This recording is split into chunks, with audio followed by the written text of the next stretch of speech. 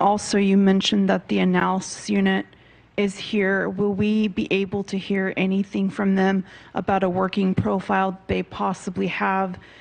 And on that note, have you guys ruled out the possibility that the killer might be a female? So we look at every avenue. We're looking at every group of people.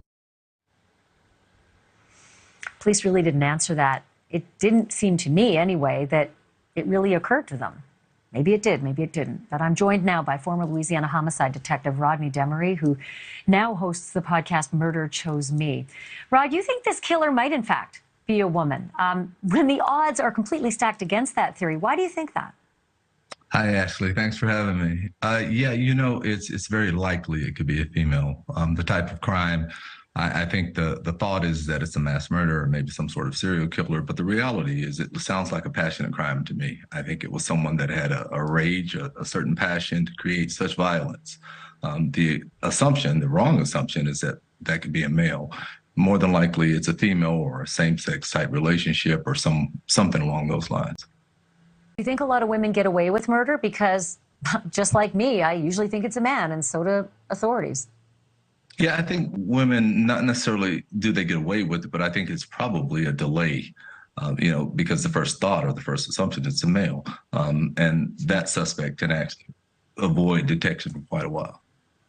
Rod, one of the things I've been noticing, and of course, look, it's the age of social media, and, girls in college are all over social media, and these girls had so much social media. They're beautiful. They've got beautiful vehicles. Kaylee bought a Range Rover, and she was expecting to start a new job, in the new year. Do you think there's a potential for jealousies because of this? And that's maybe why police should be looking towards other women who see these lives that they think are so much better than theirs? I think that's a real possibility. Social media obviously creates some sort of violence, but I think it's more likely a relationship type crime. And I think the police probably have a pretty good indication who it is. I just think they're not speaking about it. 10 seconds left. Any chance it's just the boogeyman? It's just the Jeffrey Dahmers of the world? It's just the Ted Bundys? What do you think of that? I would say probably not. It's definitely someone within their close inner circle. Thank you for watching. Go to newsnationnow.com to find NewsNation on your television provider. And don't forget to click the red subscribe button below to get more of NewsNation's fact-driven, unbiased coverage.